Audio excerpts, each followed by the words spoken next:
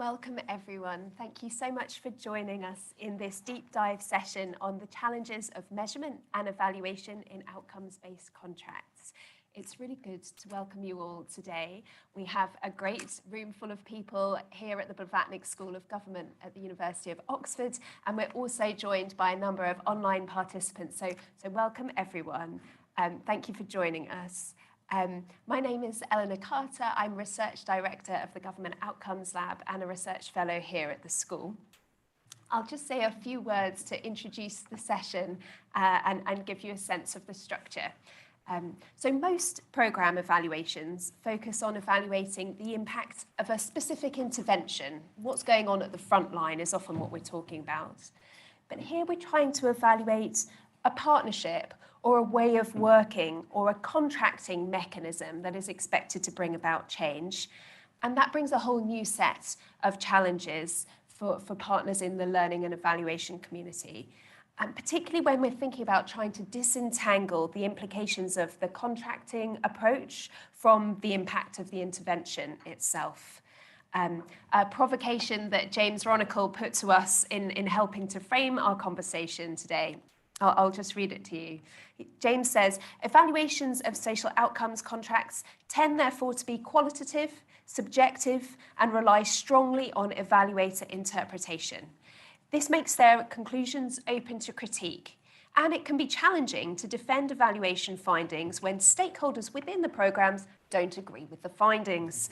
In this session, we're going to reflect then on some of these themes around the positionality of researchers, the power dynamics Kenna will be speaking about, and the challenges for evaluation of these outcomes-based partnerships and related approaches, and how we might together overcome some of these challenges.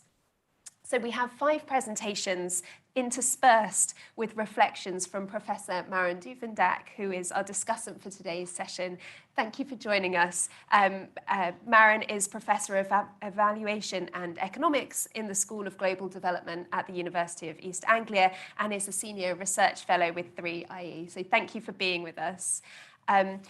We've clustered the papers a little bit. So we have the first 3 papers which are linked, I think, particularly by the theme of evaluating something that's a little bit ephemeral and difficult to get your arms around. This could be contracts or partnership, it could be participatory systems change or place-based ways of working. It's evaluating the difficult to get at. So our first presentation will be from James Ronicle. James is Director at Ecoris UK and mainly works in the social enterprise and social investment areas. We'll then move to hear from Rajeshwari Balusubramanian and Meena Vidyanathan from NITI Consulting. They'll be talking about developing a participatory theory of change to track systemic change. So thank you for joining us, Meena and Rajeshwari. And then we'll move back into the room for a presentation from Thea Sharok. Thea is Research and Evaluation Manager at the National Society for the Prevention of Cruelty to Children. And then we'll receive, hopefully, a few questions from the audience. And please do feel able to pop your questions into the online Zoom function, and we'll also be able to bring in questions from the room, as well as hearing from Maren. And then we'll move to a couple of papers which I think particularly dig into this issue of power and the dynamics around these partnerships. So we'll then move to hearing from Kenachukwu Nwagwo, who is a PhD candidate in Education and International Development at the University of Cambridge. Thank you for joining us, Kenna. And Tommaso Tropiano. Tommaso is a PhD candidate at the Politecnico di Milano and was also recently with us at the Go Lab as a visiting scholar. So thank you for coming back and for sharing your latest research with us, Tommaso. Great. So I think that's us all set in terms of introductions and structure. So I would now like to, I should also say that we've been a little bit cruel in trying to encourage our presenters to keep just to 10 minutes, 10 to 12 minutes to make sure that we have time for conversation. So thank you all for keeping so tight to time in advance. And I'll waste no more time and hand the presentation slot now to James. Thank you very much, Eleanor. Good morning. It's very nice to meet you all. Apologies, I was unable to make it in person. As Elle alluded to, I'm a director at Ecoris. We're a research and evaluation organization. I've been involved in evaluating outcomes contracts for the last 10 years. And I want to share some of the lessons that we've learned around the methodological aspect of some of the challenges that we found and how we've attempted to overcome some of them. It's mainly based on an evaluation that we completed quite recently for the Foreign Commonwealth Development Office in the UK around 3 development impact bonds that they funded, but that is very much a culmination of a lot of the learning and adaptations we've made to the method over the last 10 years. So it does touch upon a lot of the learning as well. Referencing Elle's cruelty around 10 minutes, it's based on a 1-hour presentation. I've timed it and I'm pretty confident I can do it in 10 minutes, but apologies to Harry, I am going to be asking him to skip over a lot of slides. So you've got a lot more detail in there should you want to delve into further. And on that note, Harry, if you wouldn't mind skipping over, skip,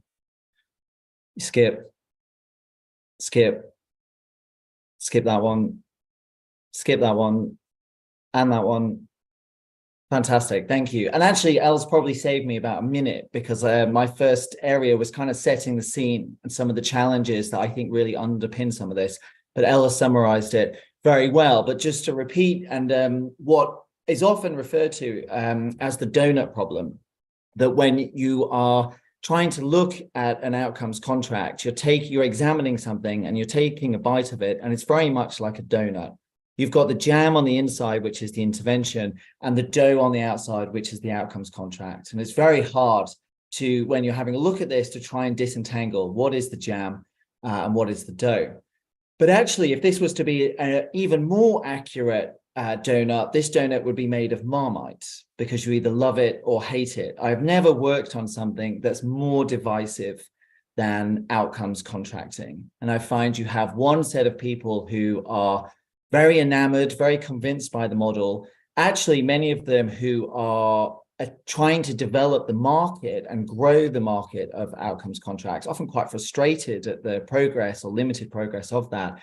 And so are convinced that and over attribute lots of different aspects within the intervention to the outcomes contract.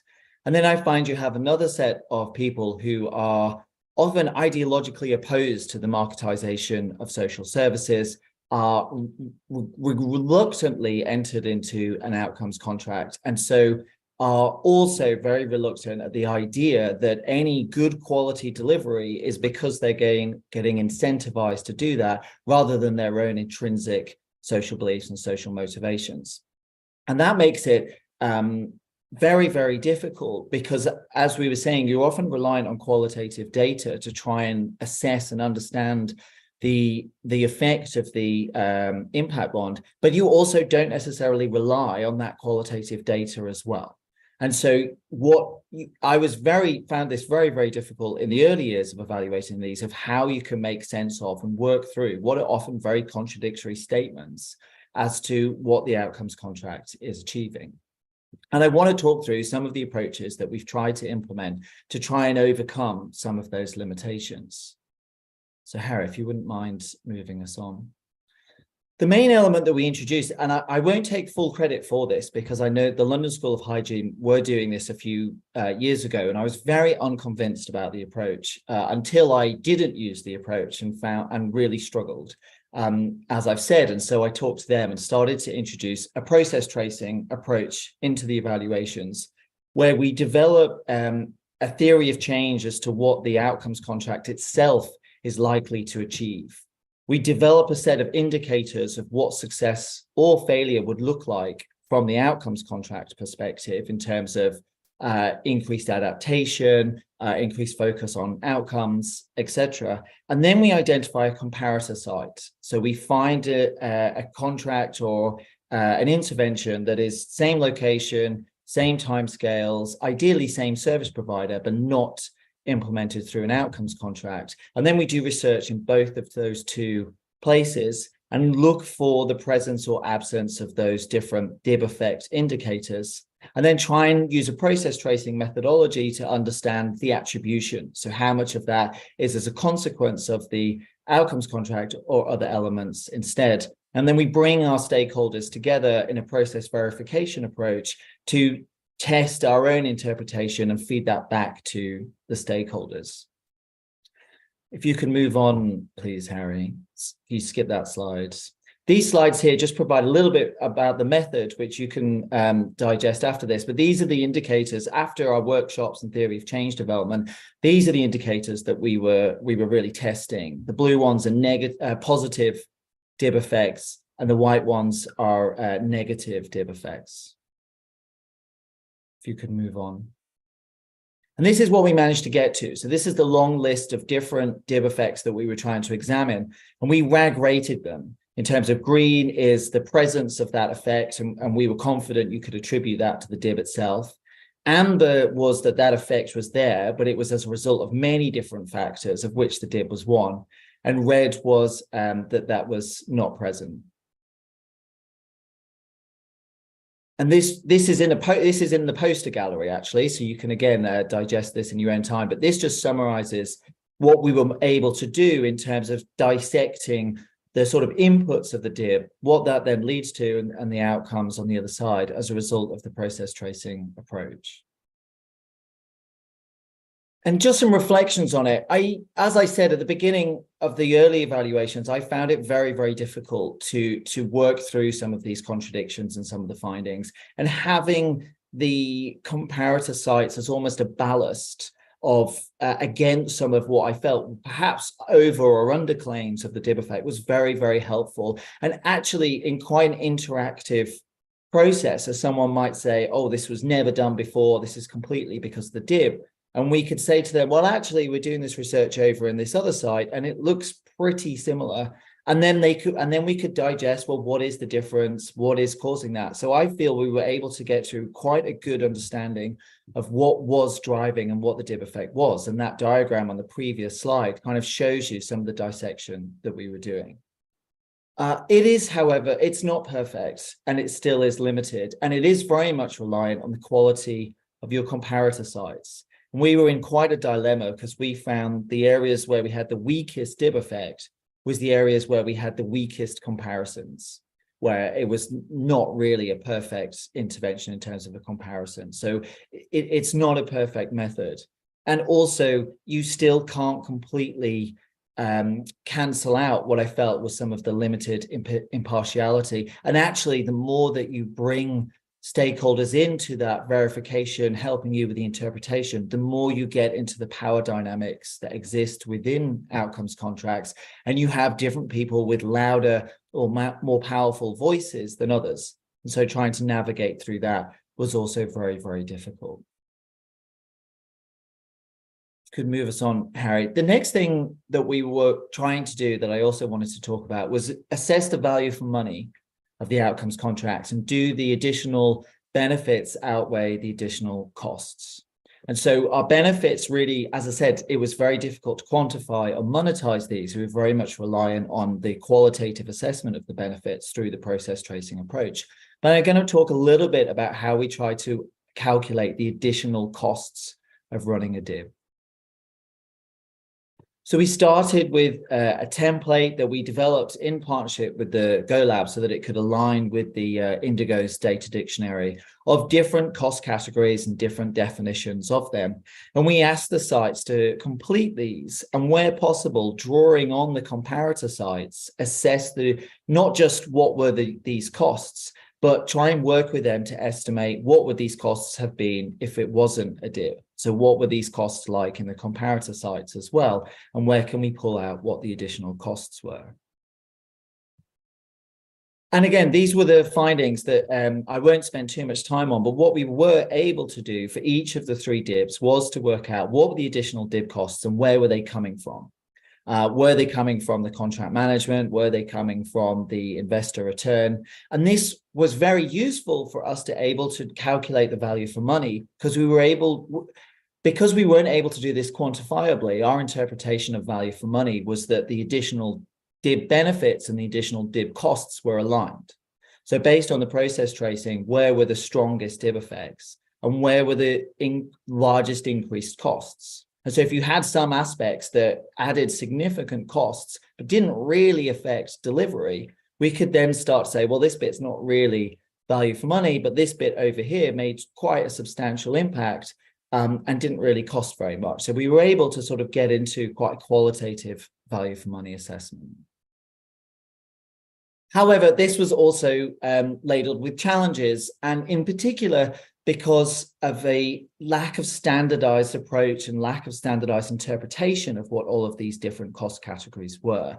I know that there's a very good blog from Dr. Carter and Andrew Levitt from Bridges Fund Management really trying to move this debate forward. So we're definitely moving in the right direction, but it was very, very challenging. It was very challenging to get comparable costs across the projects. And to a degree, we were reliant on goodwill and consent. And we felt, and the projects felt, that some projects were more open in sharing their costs and arguably were therefore more punished because their costs looked higher and worse than the other projects. So we were in a situation where we were almost disincentivizing transparency. So we had to spend a long time with the stakeholders to make them comfortable with sharing some of this data. What was, just one last thing, what was particularly helpful though was the qualitative evidence that we had as well, again, enabled us to check and challenge some of the costs that we were being provided. So we knew through the qualitative data that, for example, a certain element, a substantial amount of effort went into it, and yet the cost data we received in that aspect were particularly low. And so we were able to go back to the projects and say, well, you know, you've told us you had 20 times more meetings a year, and yet that's not really reflected in these additional costs. So doing the mixed method cost and process tracing approach really helped. I won't say too much about the cost effectiveness analysis, but I'm convinced that the next level and the way to really assess these is through cost effectiveness analysis. What a lot of our findings have been is that outcomes contracts tend to lead to additional benefits, but they also lead to additional costs. And so the key question is, are those costs worth it? And I think the best way to achieve that is through calculating a cost per outcome and comparing a DIB with the non-DIB. But based on all of the reasons that I've just said, that's very, very difficult to do. We got incredibly close to doing it with one of the DIBs, with the Village Enterprise. We were able to run quasi-experimental different types of analysis, but our results were not statistically significant. And we felt, because there are 283 outcomes contracts, this would have quite significant implications, and it's quite dangerous to base the conclusions of 283 contracts on one, and particularly when the results were not statistically significant. So we spent a long time debating what to do with this and concluded it was unusable. Much to our disappointment. So the analysis is in the annex of the report, but we don't draw anything from the conclusions. So Harry, if you wouldn't mind just skipping to the conclusion. Yeah, please do. If you could just take, ideally less than a minute, James. Less than a minute, yeah. I mean, you very pithily gave my conclusion in your intro, so I don't think I need that at all. Essentially, I think the biggest challenge that we found in all of this is that as far as I'm aware, all outcomes contracts, we're looking for natural experiments. We have one or a small number of sites that are through outcomes contracts, and we're finding comparisons to use. And all of the limitations are based on that. And I feel, and I strongly recommend this, that if we have the next program of outcomes contracts, the next level we need to move to in evaluation is more experimentation. So programs that aren't just outcomes contracts, they are the same intervention funded through different funding instruments. And we can then, I think, move on from the level that we're at, which is really interesting findings, but predominantly qualitative and open to critique, to moving us on to a more robust quantitative approach. But that requires that to be designed into the program itself. Thank you. Great. Thank you very much.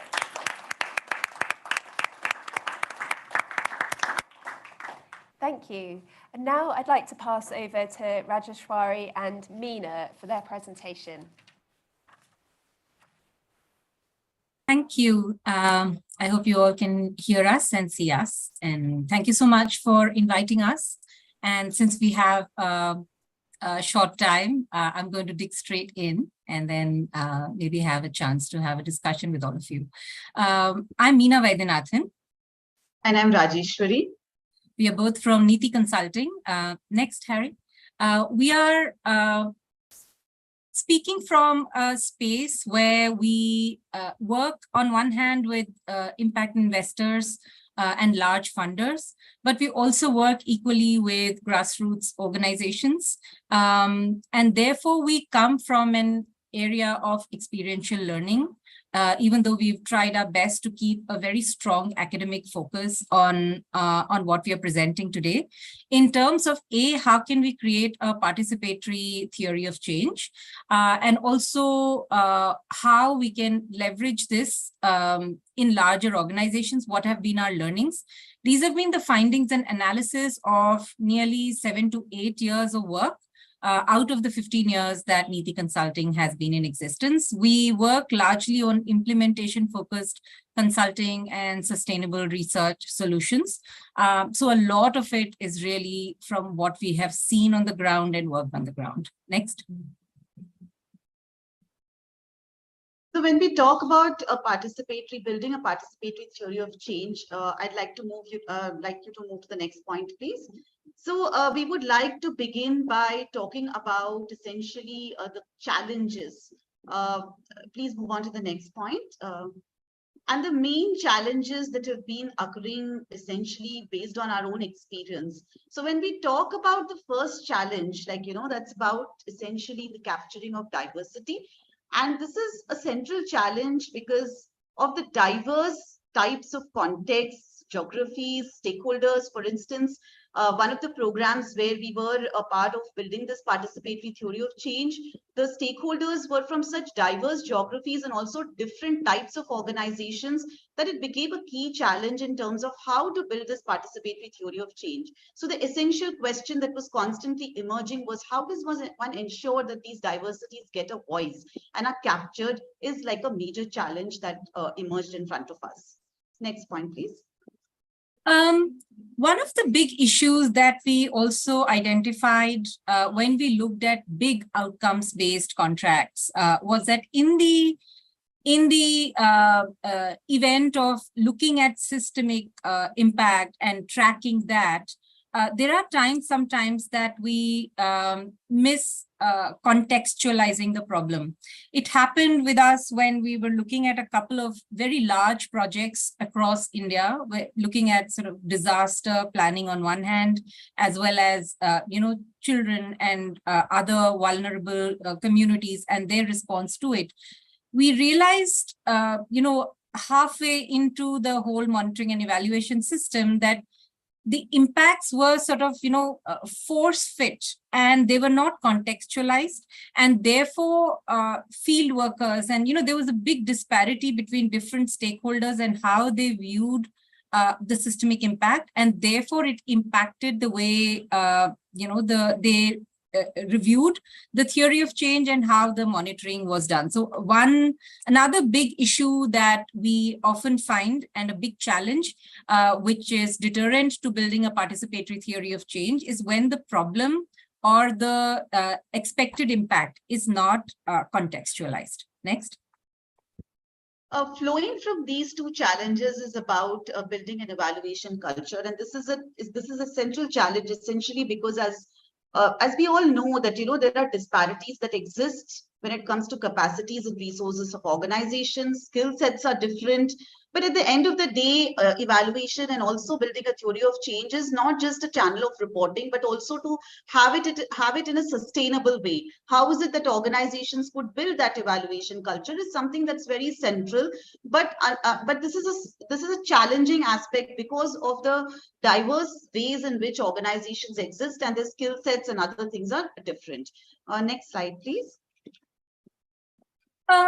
While this is a big table and, I'm sure you can sort of read it, the idea of looking at, the pros and cons of participatory theories of change. we tried to understand as to why, when it was possible for an expert to be brought into an organization, help develop a theory of change, build a systemic practice, and then, a more organic way in which people could be trained and stakeholders could be assigned in terms of how to collect data, etc. We realized over a period of time that building a participatory theory of change, despite the many deterrents and despite the many challenges, has huge benefits. For example, a few points that James sort of included in his previous talk is that it's very critical to ensure that everyone in the ecosystem has an opportunity to voice, their concerns, their feedback, and if there is a greater ownership, there is also an opportunity to address the issue around capturing diversity, and therefore it also helps nuance the theory of change and the monitoring and evaluation tracking system itself to ensure that it captures, the theory of change is captured through multiple lenses. Yeah, for example, capturing community voices, and also ensuring, it also helps ensuring that critical data is captured at a systemic level, but at regular intervals. And like Rajeshwari mentioned, it also gives an opportunity for us to sustain the theory of change, not as a nice to have at the end of the program or at the beginning of the program where it's external in, but also built into the process and operations itself, so that the opportunity to improve effectiveness and impact and of the program is improved. Next, please. So, based on these methods and other things that Veena was really highlighting about, there were like 7 pathways that we thought are very important to share over here, which we have seen over the years work for us. So the first pathway is really about in the sense that how you prioritize these needs. It's not just important to identify. We realize that identifying needs is definitely central, but it's not just that. It's also how we are going to prioritize, because there are so many stakeholders that are there that you need to ensure that these needs are meaningfully understood before we even start to talk about participatory theory of change. So this is a criticality that is about prioritizing needs so that they are meaningful. Next point. The second one is to ensure building ownership. Some of the processes that we used very effectively to build ownership within stakeholders is through active engagement of the stakeholders, even in the development of theories of change. We could do it through workshops. We could do it through ensuring that their concerns and their voices are heard. And also it helps very strongly to address the power differentials proactively, a point that Elle mentioned right at the beginning of the discussion point today. Building ownership, in our view, is a very, very critical approach or a pathway to make sure that outcomes-based contract, A, are participatory, and 2, are sustainable in the long run. Next. Like what James was also talking about, really, this is something that we really found was essential. It was not just that the outcome was important, but also the process, the various processes that leads to this theory of change in order to build the systemic change was very, very important, because often what happens in these kind of programs and also while building these theories of change is to completely negate the process itself. But we found that emphasizing in the process itself, trying to constantly talk about it, and also bringing stakeholders to understand the value of these processes became very important while we were building this theory of change, particularly in programs where there were organizations which had huge disparities with each other. Next point, please. Just on the same point, on the process focus, just wanted to also add that in several cases, we found that while the end goal or the systemic change that, say, multiple organizations that are working towards an end goal, even though they might be the same, the interventions and the processes could be really diverse, and divergent from each other. And therefore, it is equally important to focus on process. Next, please. It's very crucial to understand that there is disparity in different capabilities and capacities of different stakeholder groups. But I think it's also important to be aware of the relative skill sets, advantages, and additional knowledge. For example, that say communities from the field have, which perhaps a donor may not have, or someone who's very active in the field. The kind of insight that person might have would be very different from someone who's, say, just program managing. I think it's important to be aware of the relative skill sets and therefore build this open communication, which is crucial in building trust, which helps in sustaining programs. Next. So in all this, what we really found was crucial was, I mean, for the other pathways to actually become something that we could adapt, is about planning. Because when there were so many different diverse groups that were involved, it was so important to plan these aspects, even the brainstorming sessions, the reflection sessions, curate these sessions.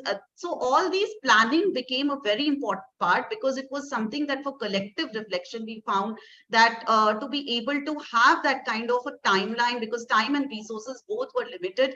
So that became a crucial pathway. And I feel like most programs, this becomes a central aspect if a little bit of planning is done from beforehand. Next point, please. Although it is also important to mention here that this is one pathway, that is most ignored. The planning, especially with different stakeholders joining in, because it's extremely time consuming, it's also very expensive. And it's usually limited to certain set of stakeholders, but we can't emphasize enough the importance it is to ensure that there is an opportunity to reflect regularly with multiple stakeholders at regular timelines. The next one is to build a measurement continuum. We found it very, very useful to try and innovate and create pathways and simple templates and provide opportunities and platforms for different stakeholders. Apologies for the typo here. Different stakeholders in enabling timely observations and documentations of outcomes. Even simplifying to the extent that when field staff have their monthly meetings or quarterly meetings, we've trained field staff and communities even to sort of observe changes. There are several techniques that are available. For want of time, we're not sort of getting into the details of it, but happy to discuss and share it with you at a later time. But I think it's very critical to build that measurement continuum and not just look at monitoring and evaluation as a baseline, midline, endline exercise only. Thank you. Could I ask you to briefly summarize and move to your conclusions? Yes, please.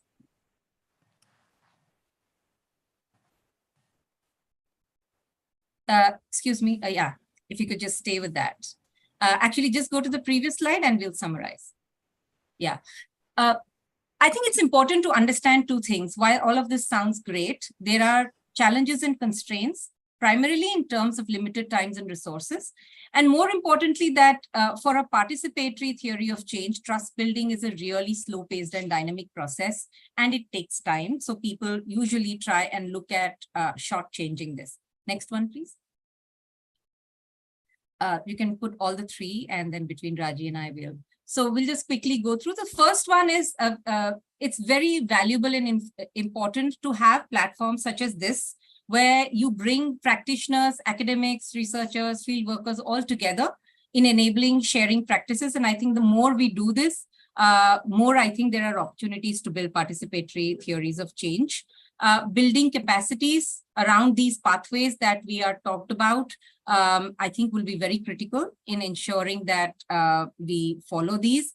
And last but not the least, I think there needs to be an increased funding for open source research such as this, that will enable more organizations, both small and big, especially in the global south, to adopt evaluation systems that help build evaluation cultures in the future.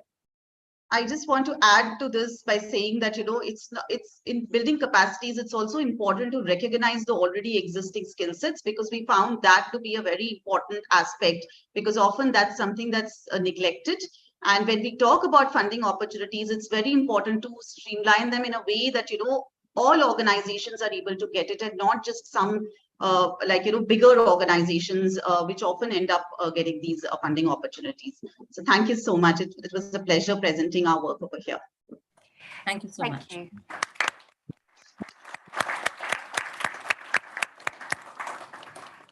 Thank you so much, Meena and Rajeshwari. A particular thanks for drawing the connections between some of your work and some of our other presentations.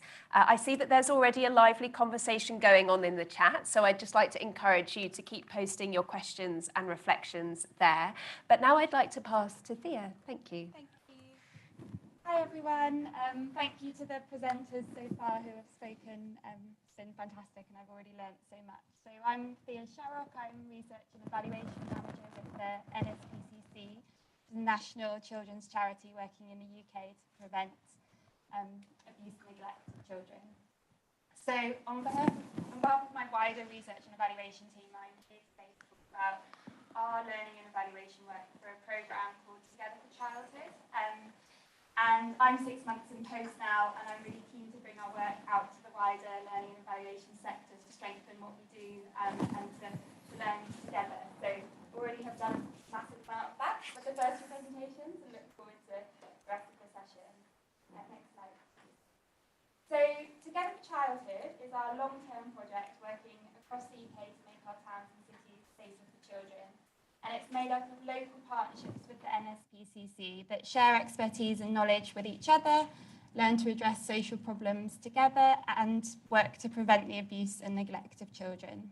Next slide, please. Taking a place-based approach, the NSPCC has partnered up with 4 towns and cities.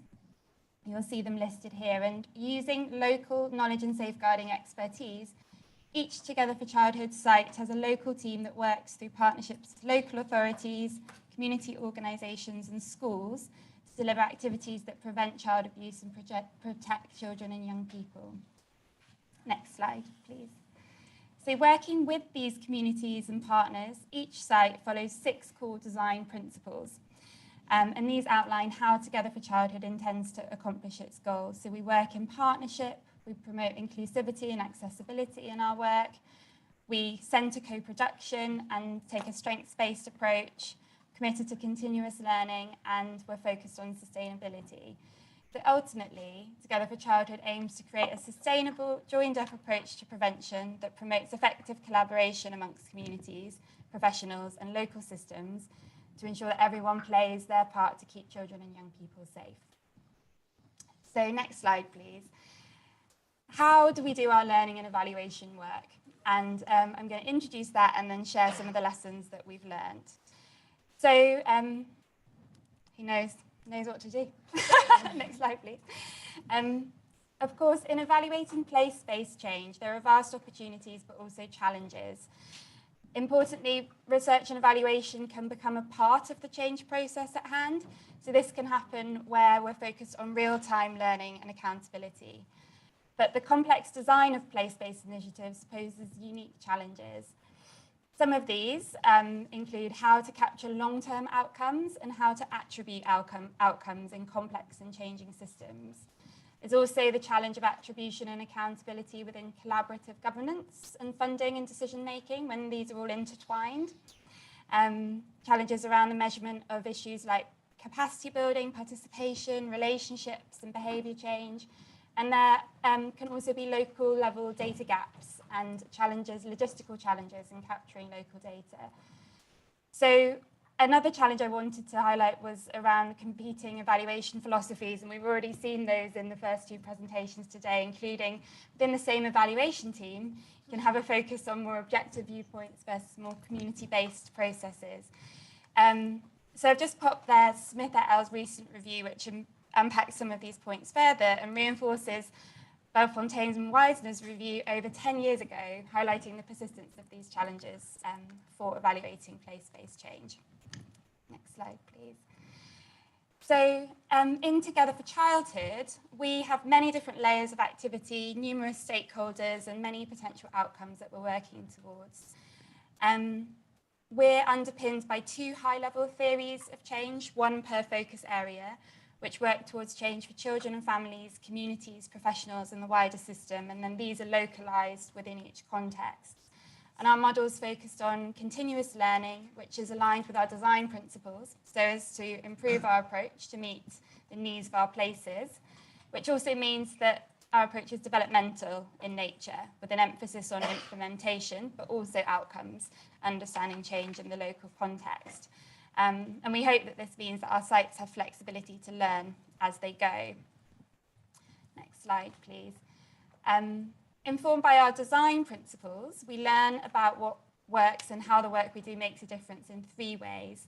So we work through process evaluation, focused on implementation, outcomes evaluations, looking at whether we've Together for Childhood has produced or contributed to the outcomes set out in the theories of change.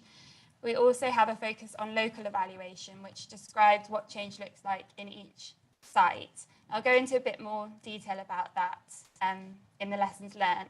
But these 3 approaches intersect to try and understand place-based systems change in unique local contexts. A challenge, as you can imagine.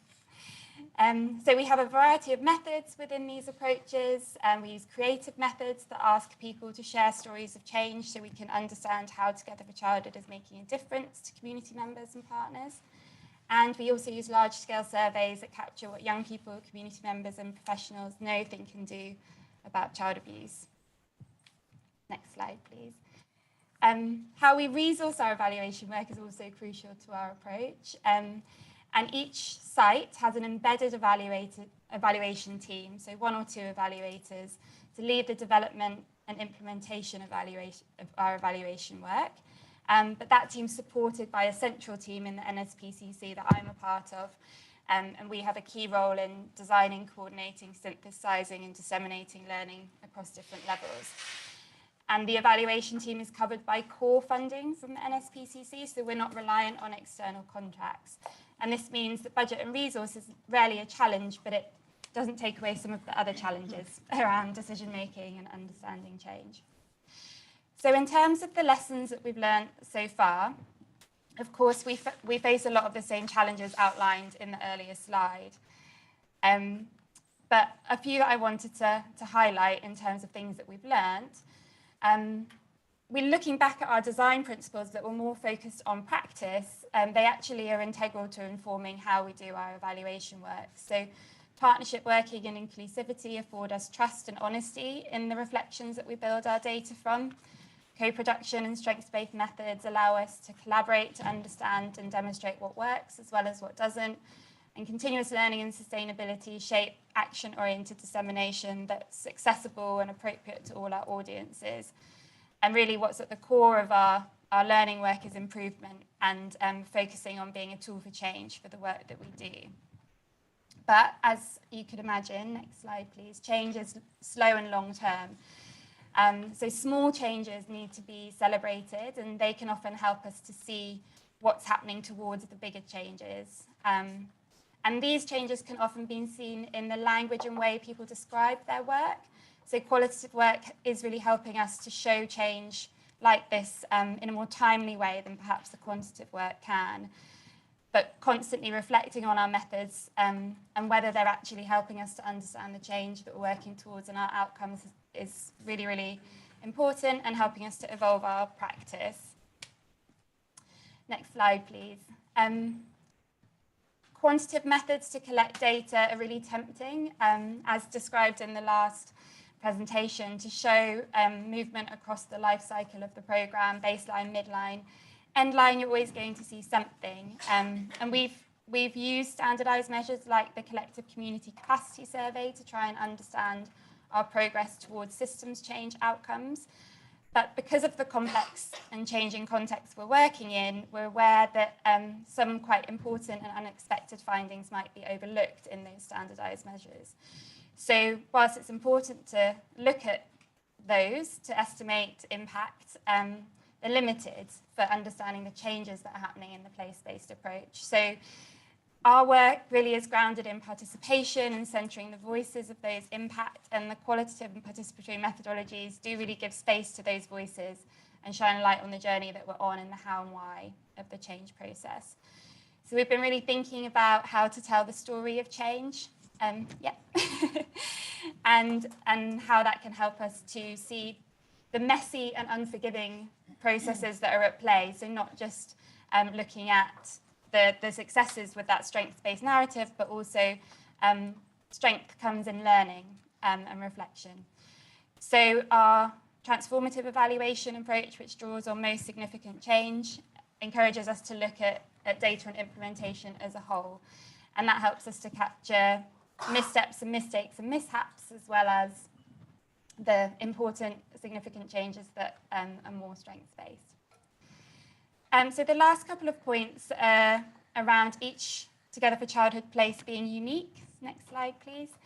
And recognising that our methodologies need to respond to that. So we do have a cross-site survey that measures attitudes, knowledge and behaviour for children's communities and professionals. But what that's actually indirectly done is created a comparison mentality between the places.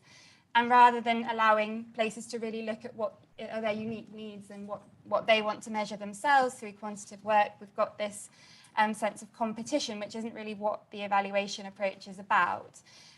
So again, continuing to reflect and learn and adapt those methods, but that can be much harder with quantitative methods to adapt them as you go, looking at how we can contextualise further.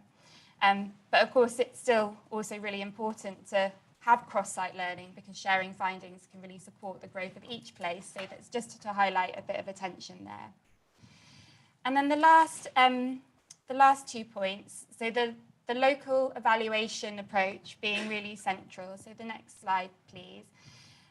This is about seeking to provide the nuance and explanation of how a place-based approach works. And they really play a significant role in linking the outcomes of our theories of change with the place-based approach.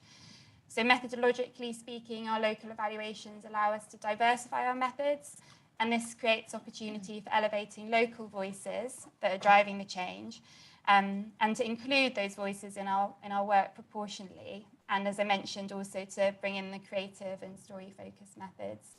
And our local research teams actively engage with the community to make our findings impactful and relevant. They do this by attending events such as parent and toddler groups and strategic operational boards at the local level, where they can connect with people and discover new things about how to make a difference.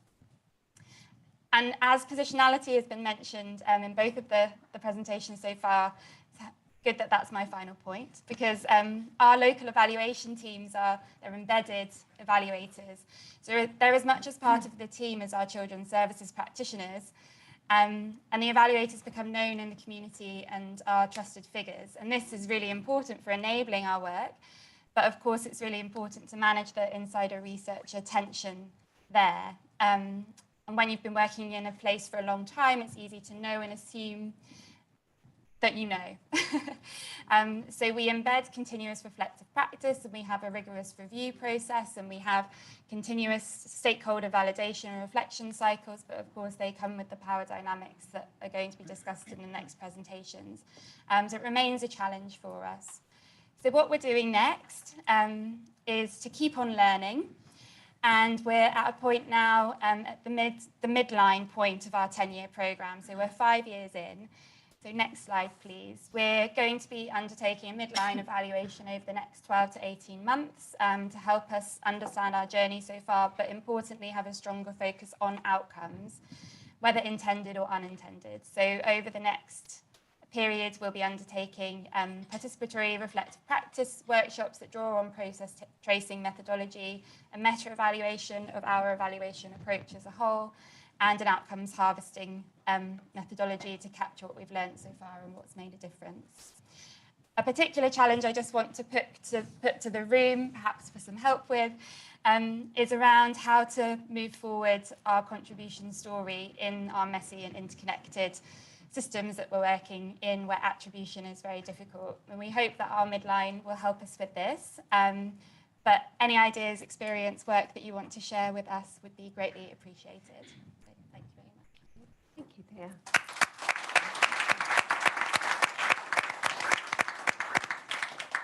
Fantastic. I wonder, could I pass to you now, Maren, for a few reflections and discussion points? Yes, great. Thank you very Well, I'm trying to use my 6 minutes wisely. I think we had some 3 excellent presentations and some very important points were raised by all the 3 speakers we had so far. So it's very hard to do justice to all of these interesting points in 6 minutes. So I'm just going to highlight maybe one theme, and then we come back to power dynamics, as Thea said later, which is another very important theme as well. But I think so far, I think what has emerged from these 3 presentations is that there is a challenge around evaluating contracting mechanisms. So this by itself is challenging, but the added challenge is really to disentangle the evaluation of the contracting mechanism from the evaluation of the intervention itself. And James mentioned that this is the donut problem.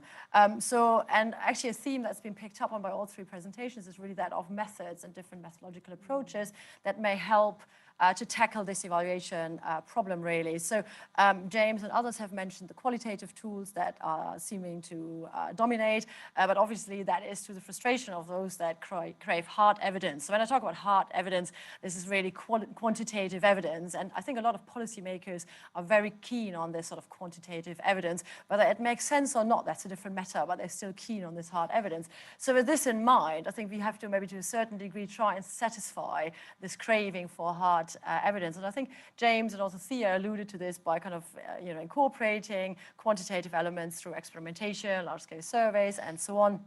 But often there are challenges, again, as you alluded to, Thea and James as well. But I think I'd be keen to maybe hear a little bit more about methodological innovations in this particular context to obviously do justice to the program and the contract you're evaluating, but also to satisfy the cravings of the different stakeholders that want something more substantial possibly than qualitative evidence. So maybe, and really as a follow-up on this, is really how can we instill more rigor in the absence of maybe robustly quantifying impacts. And again, I'm thinking of what James said around the cause experiment they've done, which sounds robust, but then you have results that are statistically not significant. So what do we really do with this?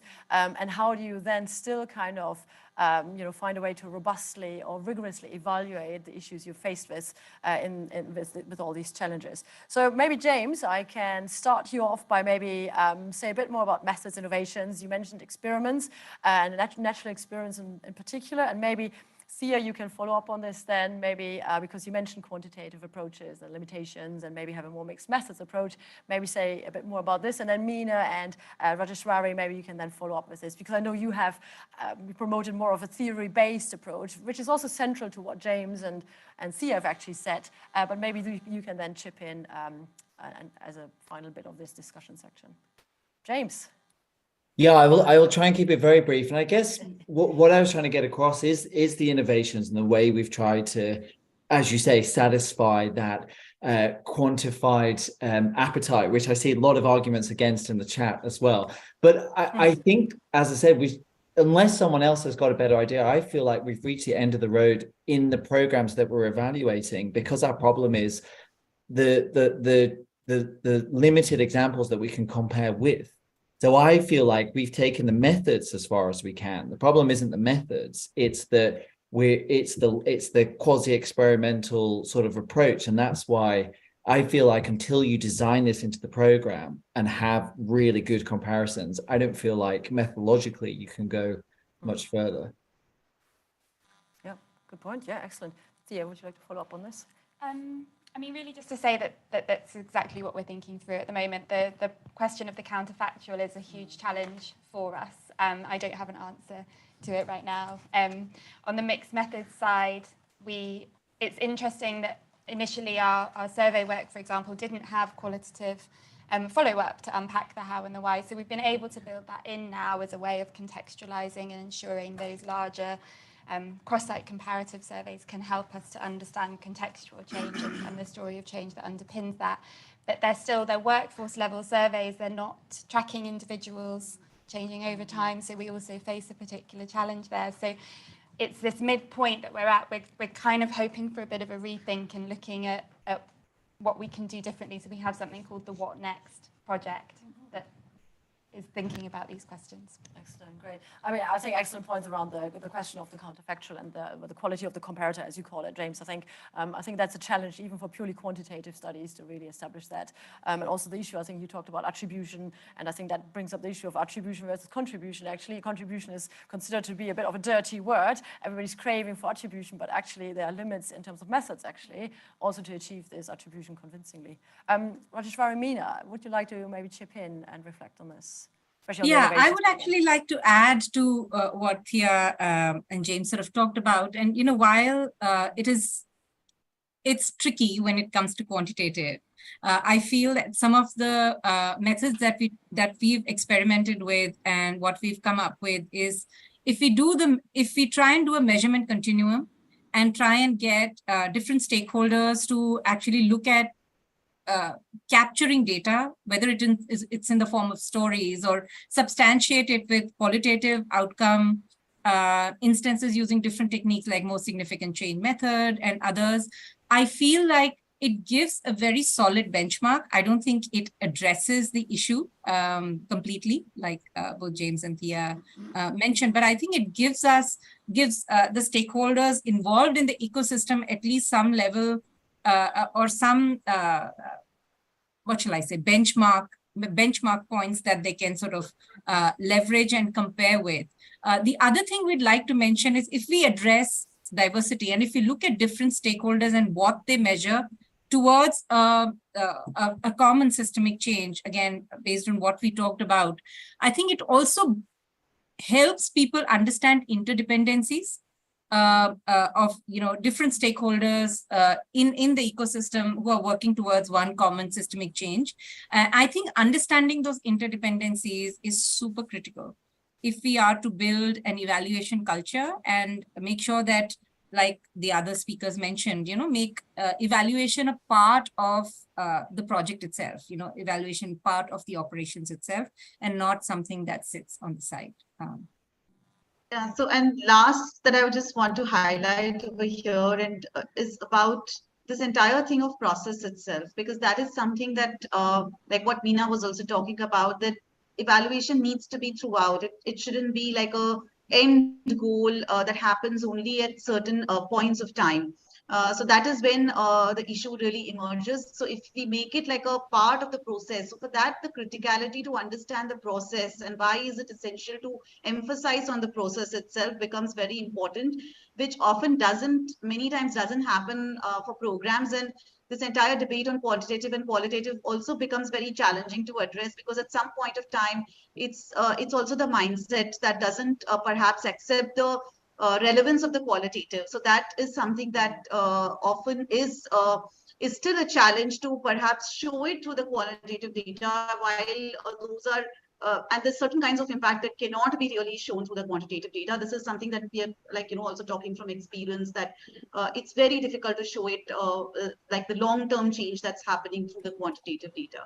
So that acceptance becomes really important, that this is also showing evidence. Great, yeah, thank you. I think over to you now, given time. Yeah. Thank you. So let's just take one question now before we move on to our next set of presentations. Do we have any questions in the room? I see John has the mic. You were very quick there, Neil. I've already been asked if I could ask my question. Excellent. Okay, well. Thank you. James has already tried to answer this in the chat, but I should declare an interest. James says he's been working on this stuff for 10 years, and he has, and I've been working with him on it for 10 years, particularly on the CBO evaluation and other things. And I think we first recommended a quasi-experimental approach comparing a SIB-type intervention with a non-10 years, 5 years ago. But I increasingly worry that it won't work either, because however much you set up the same intervention, take the jam out of the question, you'll end up with an identical donut, because the observation effect will kick in and everyone will know that they're being observed. So all the benefits of a SIB are in behavioral issues, or many of them. So you've got better performance management, you've got a stronger culture of performance, and some process issues, validation of the outcomes. You would have to build those into I think you'd have to build those into the comparators in order to be able to compare them. And even if you didn't build them in, unless you did it blind somehow, everyone would know they were being compared.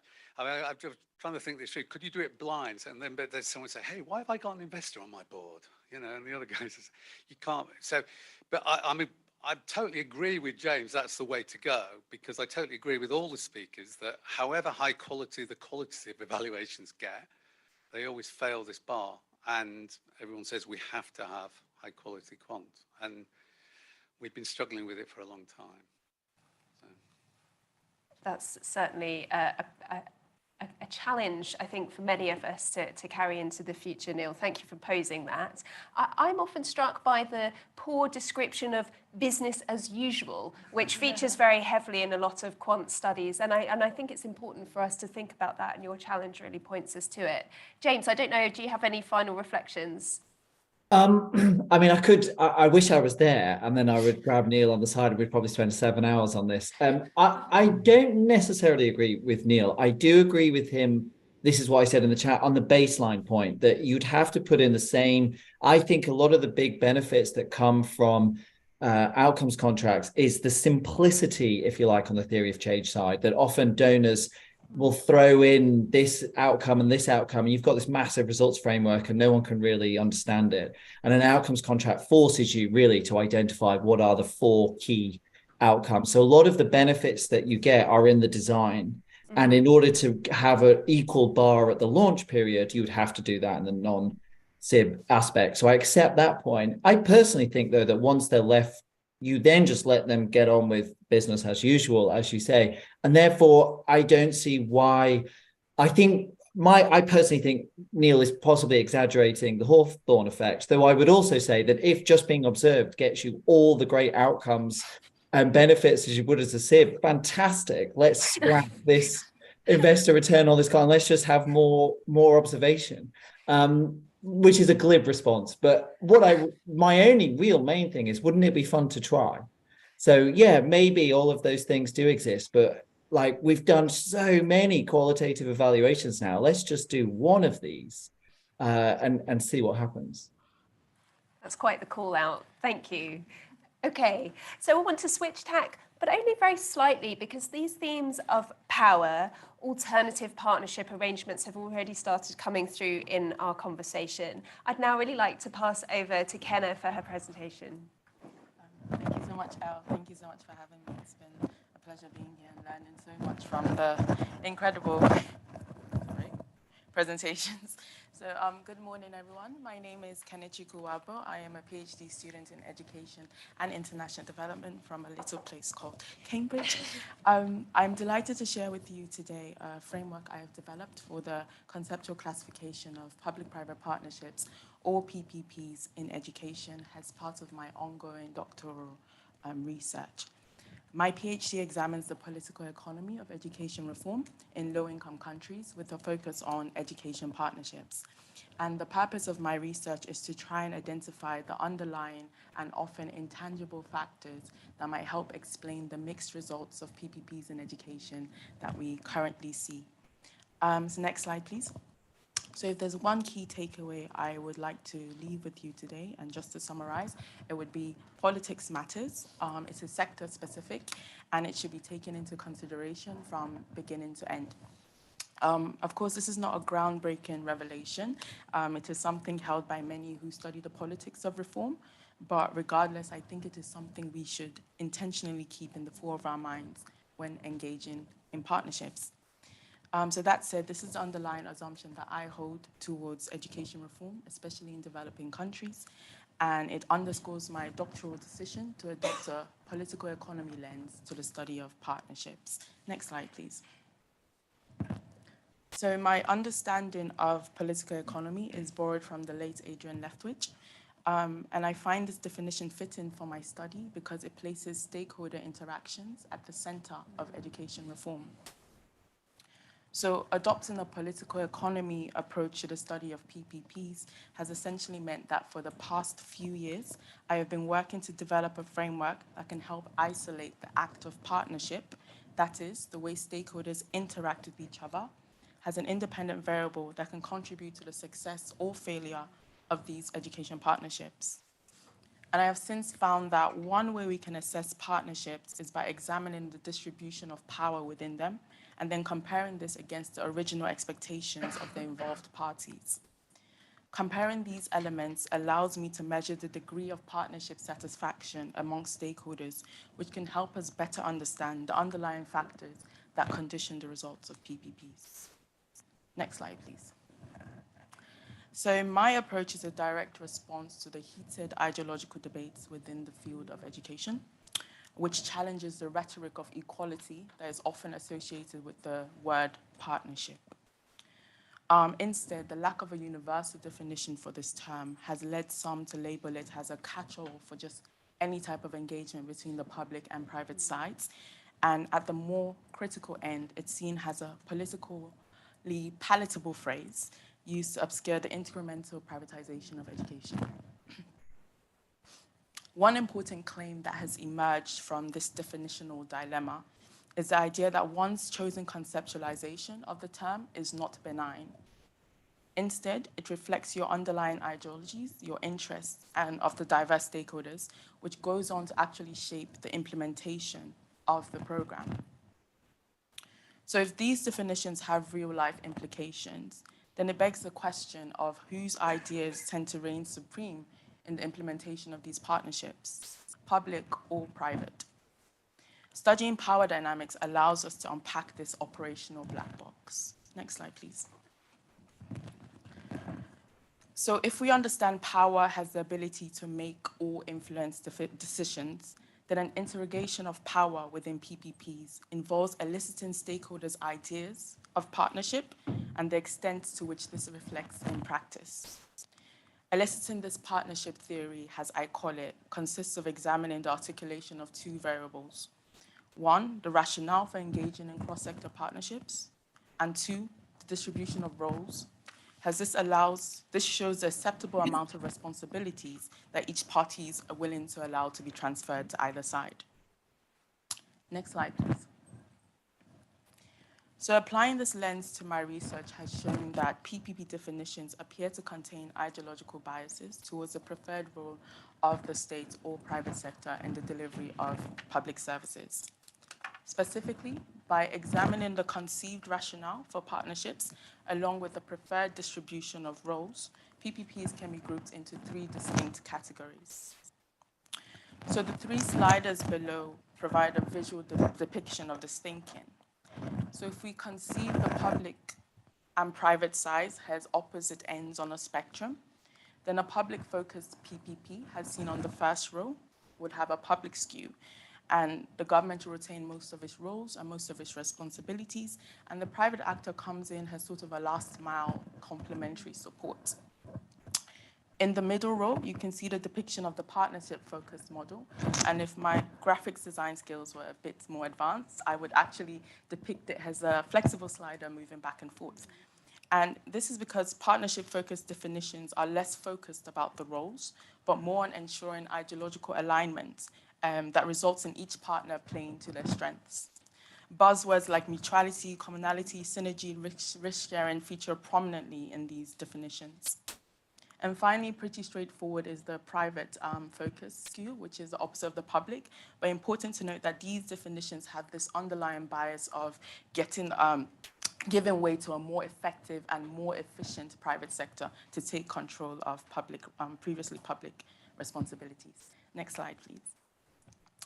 So I'm not going to go into depth to this because of my 10 to 12 minute limit, but these are the theoretical building blocks of this framework. It is very much informed by the work of Linda and Resino, who present three logics of intersectoral relationships, but it is set within the pragmatist logic, because this is where they conceptualize the public and private actors as opposite poles along a continuum.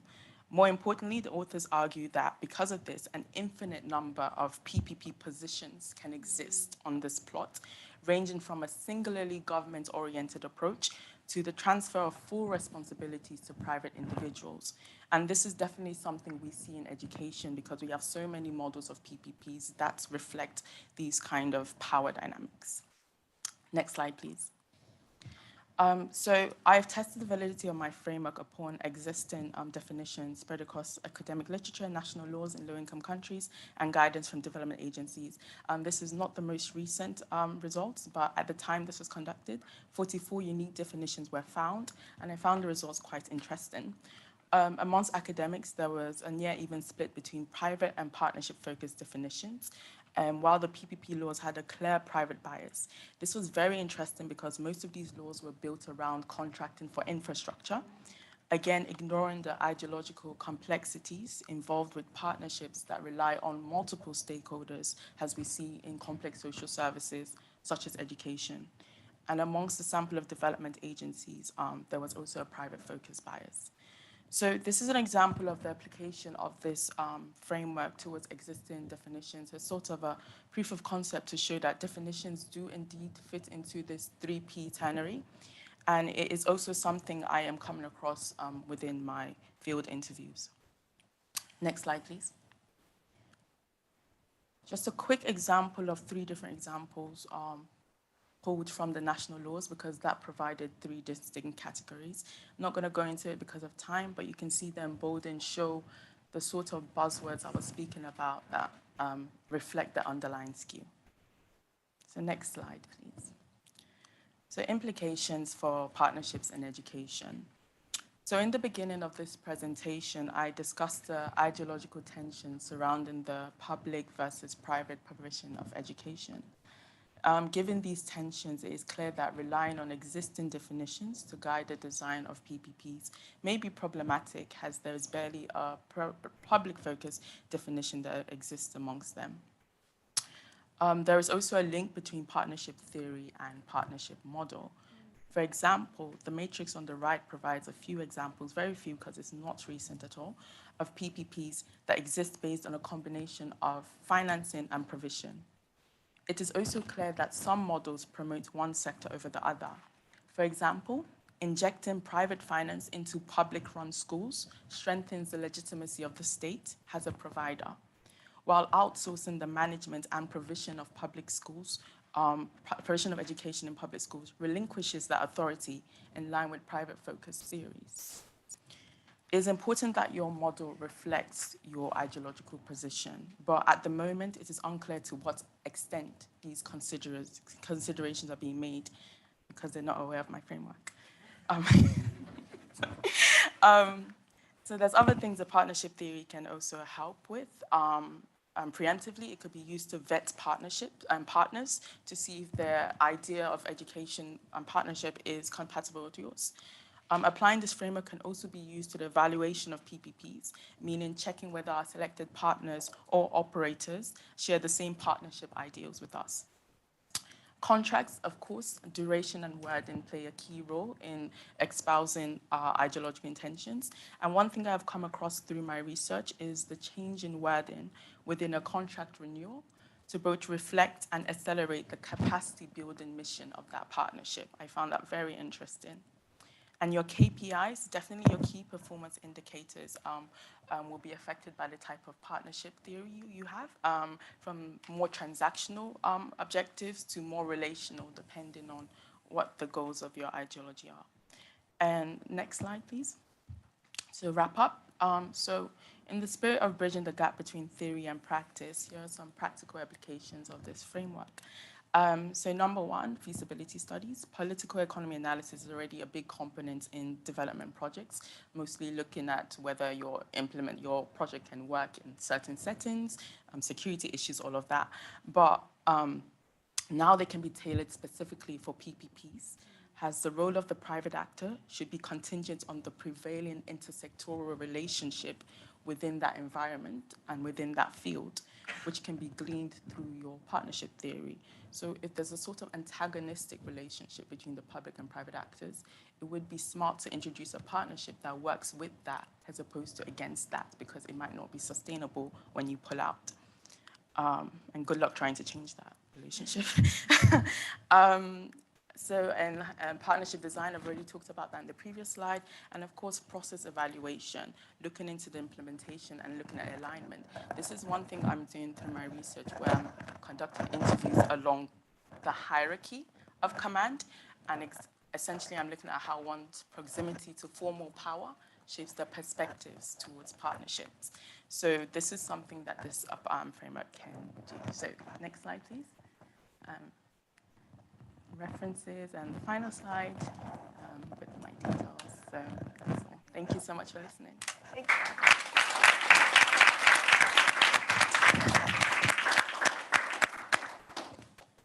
Thank you so much, Kenna. A really fantastic description of the framework to help advance some of our thinking. Thank you. Tommaso, could I pass to you now?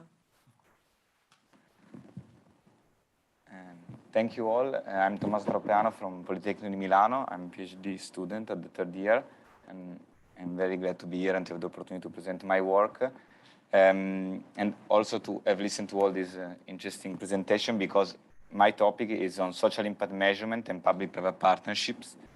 The idea of my research is not to look at the social impact measurement as a specific methodology or on the technical part, but as an approach and a management instrument that can change and can have relational implication between the different actors of the public-private partnerships.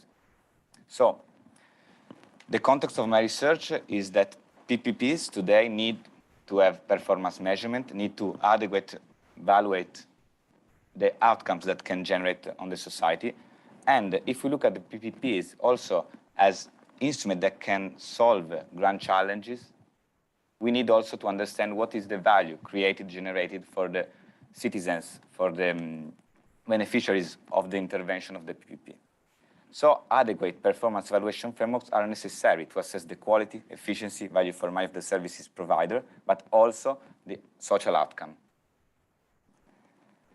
My research is set in the context of the mission-oriented policies. So what I have just said, PPPs could be a good instrument to achieve some grand challenges. This is really true in mission-oriented policy context. Mission-oriented policies are policies that are designed to achieve grand challenges and to bring together different actors with a specific mission.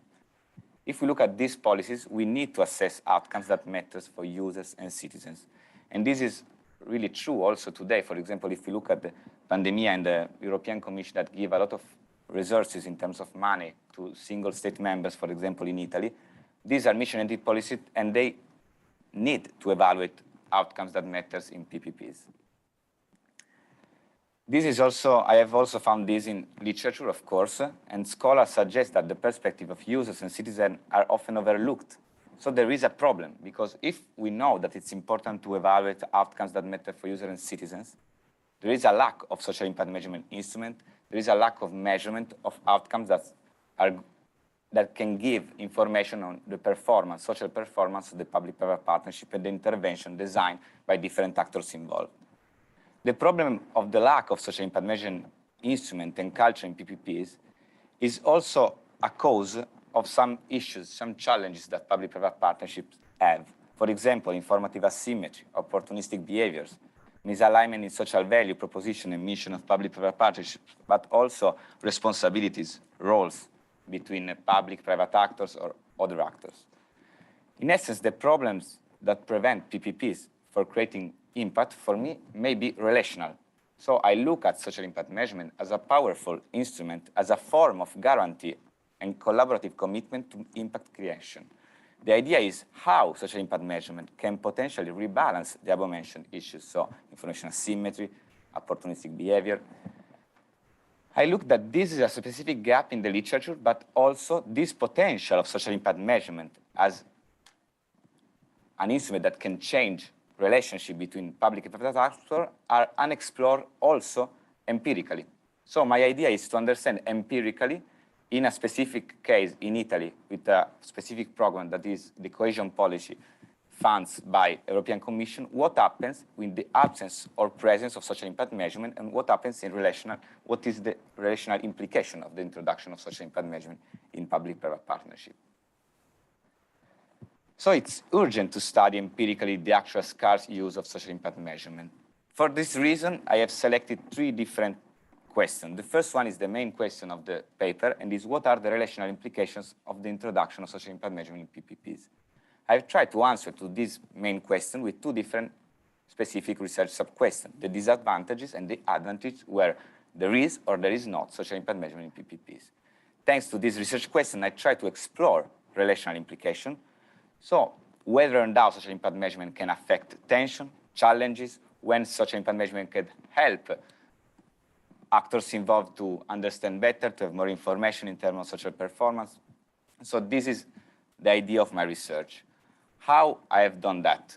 I have used different methodological approaches. So the main approach is to use a realist evaluation. Realist evaluation is a methodology that create link and try to understand what are the contexts. So for example, here, the social impact measurement, what are the mechanisms that a specific context could bring in a PPP, for example, social impact measurement create mechanism, and what is the outcome. So realist evaluation gives me the opportunity to understand what are the link between a specific characteristic of social impact measurement and a specific outcome related to this. I've designed a multiple case studies because thanks to my different case study, I have the opportunity to understand the element and also the differences between social impact measurement in different public-private partnerships with different configuration. And I use some methods, interviews, but I can go more in depth, but for now I have no time, so we can go to the next slide. Okay, so the design of the multiple case study. I have selected the context of the Italian National Operational Program, Regional Operational Program that are part of the cohesion policy of the European Commission. I have selected 6 different case studies.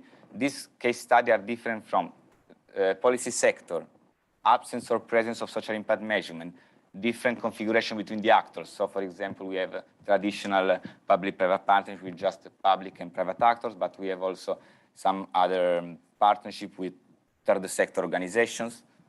I have used some criteria that I explain now, and then the total of the interview are 41 qualitative interviews. I have applied specific topic guides. Here is just the geographical distribution of the case. You can see that it's all over the Italy, state member of the European Union. We have different case study. I can't go in depth because I have no time, but as you can see, there are some traditional public-private partnership or other interesting project like Milan in 15 minutes. It's a policy of the municipality of Milan that is a form of outcome-based contract. So what I have done, I have created 2 different reading grids where I have put from the literature the main characteristic that social impact measurement could have in a public-private partnership, and I have created a conceptual block, the second reading grid, with relational implications. So for example, if the social impact measurement is conducted by a third-party evaluator, this could bring some implication in terms of, for example, credibility, legitimacy. Then I have done different experts interviews and preliminary risk analysis to understand if national operational program could be determinants of public-private relations. Then, after the desk analysis and case study selection, I have used and elaborated topic guides based on a theoretical framework, and I have created a conceptual framework I can show you in the next slide. And I have conducted and analyzed the qualitative interviews with NVivo. As we can see here, this is the conceptual framework. So I have designed topic guides that are based on an institutional theory, agency theory, and I haven't tried to do a link between how social impact measurement could change these elements. So for example, assessing the role of social impact measurement in reducing information asymmetry. And this brings me to the question of the topic guides. Okay, so what are the main findings just for now, because it's work in progress? Well, I have seen that I can highlight 2 different main configurations. Configurations are part of the realist evaluation theory. You can see there is context, mechanism, outcome. Social impact measurement in PPPs could be useful, but social impact measurement in PPP has 2 different main approaches. The first one is to use the social impact measurement as a reporting instrument. So ex post, just as a measurement system to evaluate social performance. If in a PPP, social impact measurement is not explicit, is not a mandatory element in the contract, is conducted ex post as a reporting instrument, this brings to some problems for the collaboration because public and private actors perceive social impact measurement as a barrier for public-private partnership. It requires additional resources, time, competencies, something that also in the other presentation people have highlights. And this led to increased transaction cost. And so also the risk to have opportunistic behavior due to such transaction cost. Here there are just some quoted to, and for example, you can see that really also for the public administration, the use of social impact measurement as a reporting instrument ex post is really costly. The second approach is to use social impact measurement as a management instrument. As a management instrument, for me, it's social impact measurement ex ante, in itinere, ex post, so continuously, mandatory in the contract, and also with some specific characteristic. When, is the second slide, the next one. When social impact measurement is a mandatory element conducted ex ante and as seen also on all the actors involved as a management instrument, it could positively influence the relationship in terms of reduction of information asymmetry, goal alignment between actors, and can also incentivize co-design participatory design approach. And this could lead to balancing more bargaining power, increased trust between partners. Then, but it's not now the time, but if you look at the next slide, these are the main configuration, but from the management configuration, so social impact measurement, we have a lot of other configuration, 5, because social impact measurement could be conducted by a third-party evaluation, could be used as participatory approach, and so I have also studied this. Okay, so here you have all the configuration. Okay, what I can underline thanks to this analysis? I can highlight that the presence of social impact measurement is strictly linked to the success of PPP intervention for the actors involved. This brings also to reward. For example, in the cases I have studied where there is social impact measurement ex ante as management instrument, this brings to a lot of trust, legitimacy, reduction of information asymmetry, also new financial opportunity and new possible partnership. Moreover, however, the problem of social impact measurement in public-private partnerships exists, and here there are a lot of challenges because social impact measurement today in Italy, in the context of mission-oriented policy, risks to be neglected because it costs a lot. There are resource issues, technical problems, governance issues, and also in Italy there are a lot of problems related to the rules of reporting and context. Moreover, there are political and legal fluctuations because, for example, we have looked at when you have a public administration but then there is a political change, this also affects the capacity to measure social impact and to invest in social impact measurement process. Then we have also organizational issues of the public administration, skills, competencies, and pre-existing condition and cultural aspects. So what we can see, and this is the final point for now, no, please, it's just, what happens if there is social impact measurement? This is linked to the success of public. What happens in absence of social impact measurement? We can see two different directions. One is the protagonism of the actors involved that decide to use social impact measurement, and this is positively effect because bring to legitimacy, trust, but a lot of time there is also non-protagonism of the actors involved by nature, for example, a small municipality, no resources, and this risk to bring to the failure of the partnership, as I have seen in 2 different case studies. This is all for now. Thank you a lot.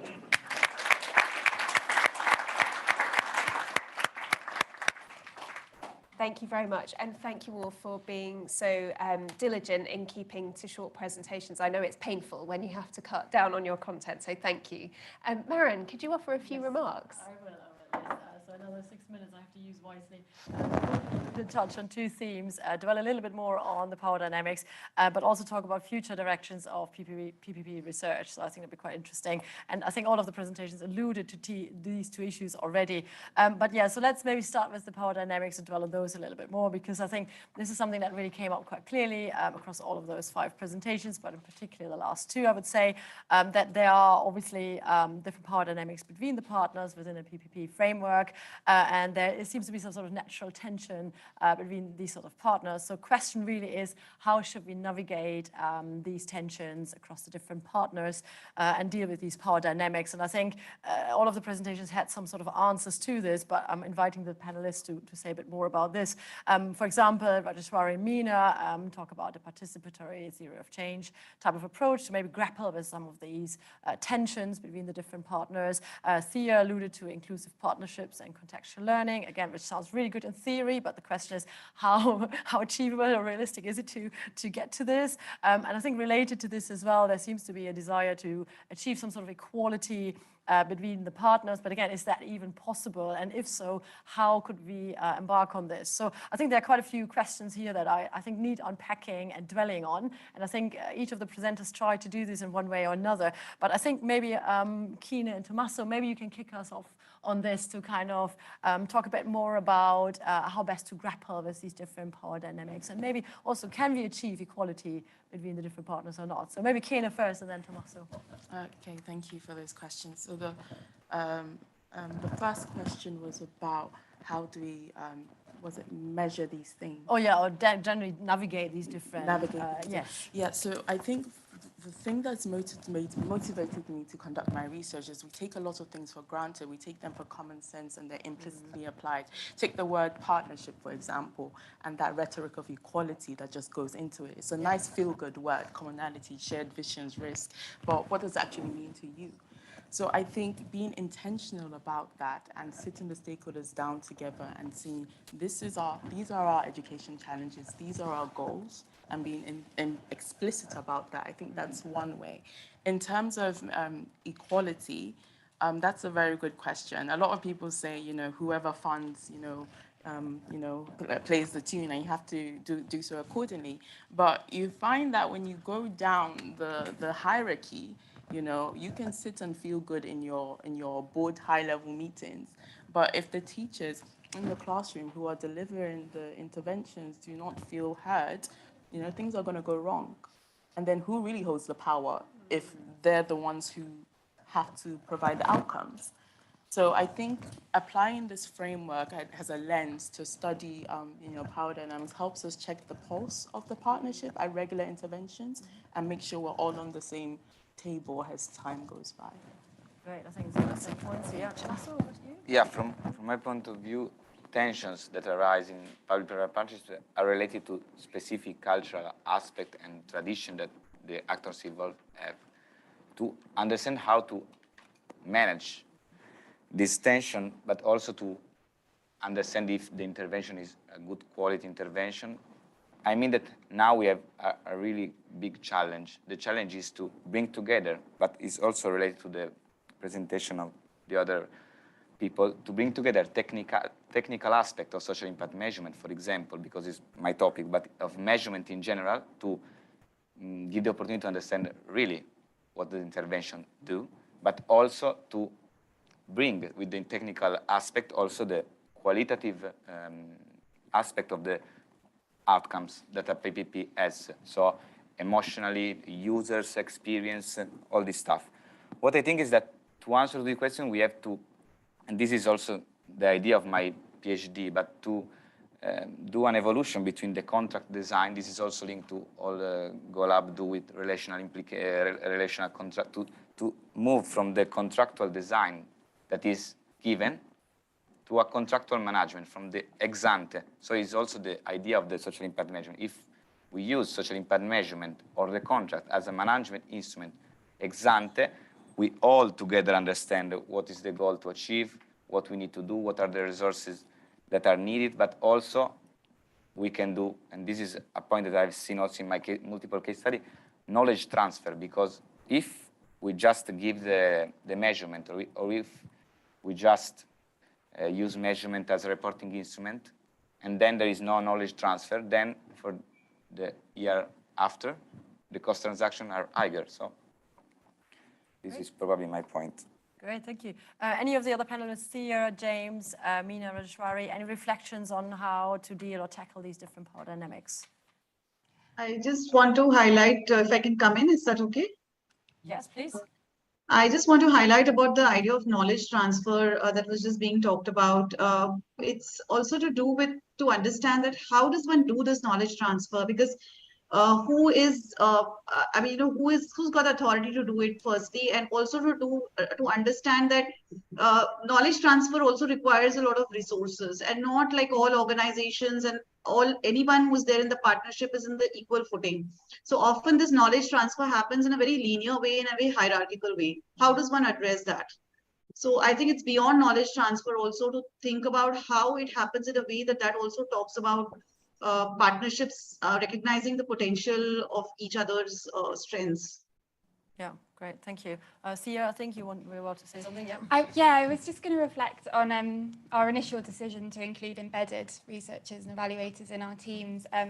And so in the communities that we work within across the UK, there's been a huge amount of trust has been broken with professional services, and also there's a huge amount of research fatigue and a sense of over-researching and kind of policing of people's lives. And so as the co-production process was establishing the relationships between community organisations, communities, and our work as Together for Childhood with the NSPCC, the idea of having external researchers and evaluators coming in, helicoptering in, taking information and taking it away felt very potentially harmful to the process we were trying to establish and develop. So that was the decision to kind of help navigate some of those power dynamics, but of course it doesn't ameliorate them. And do you want to say that we're trying to flatten power dynamics entirely? Actually, they are constructive and they enable us to learn and grow and change. And it's one of the things we're looking at now at our central team and the local teams. There are power dynamics there as well, and some of our methods seem imposed upon the local places, in particular these cross-site surveys. And so that's why we're being quite critically reflexive of actually what knowledge are they generating and how is it coming back into work that's happening on the ground. So we're also holding ourselves to account on that too. Excellent, great, okay. Good points, yeah. Should we move on to future maybe direction, right? I'm conscious of time again, yeah. So I think we can talk a lot more about these power dynamics, so, but maybe we can do this in the break. But maybe just a final point really on future directions of PPP related research. I think Kina, you kind of alluded to some of this, so I'll ask you to kick us off on this because you kind of highlighted that future research will really engage with more partnership designs, contracts, service providers, KPIs, and so on. So in order to understand kind of partnership satisfaction, so maybe you can start us off, and then I invite all the other panelists to kind of chip in as well, please. Yeah, I would say the main thing is the feasibility studies and understanding what is the existing relationship between the private actors. Just because the literature or the development agencies say, SDG 17, partnerships are the way to go. What does partnership look like for each context? For example, in some countries, they have success in actually introducing the contract management of schools, which is where you outsource public schools to private managers. But in some contexts, just the idea of that gets pushed back and it does not work because immediately bells start ringing and they think privatization. And the government is here saying, no, partnership, and they're saying, no, privatization. So you need to understand what the tensions are in the existing environment. And then PPPs do have potential because a lot of low-income governments, and the quote that keeps on coming up from my interviews is, the government cannot do it all. So they recognize that we need help, but you need to understand how they want to partner. So this is why coming to the table and not just assuming that partnership is a good thing all the time and really understanding what partnership looks like to us is important. So that goes into partnership design, partnership satisfaction as well, when both sides in getting what they signed up for.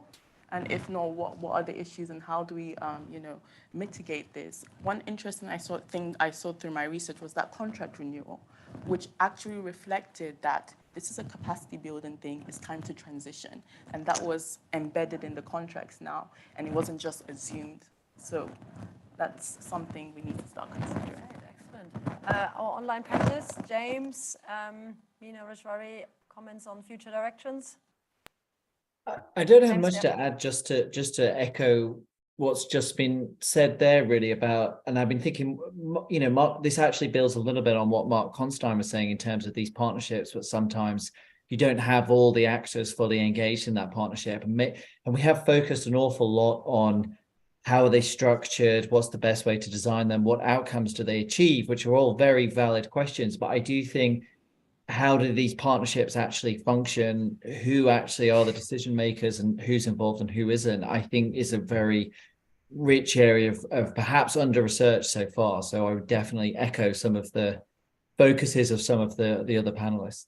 Great, thank you. Yeah, and I'd like to sort of say that one way to do this is, like we had said, is to have more such platforms where one can actually share our research together, where practitioners get to know, which can, I feel, accelerate some of these trust building issues. Because if you've taken X amount of time with a few funders over the last few years, for the next set of funders, it shouldn't take this long. And I think more such platforms are required that bring practitioners, academics, and researchers together. Great, thank you. I think over to you, Elle, now. Great. Yes. I think we probably have time for one question from online. Is there someone who's come forward, Sri, with a good question?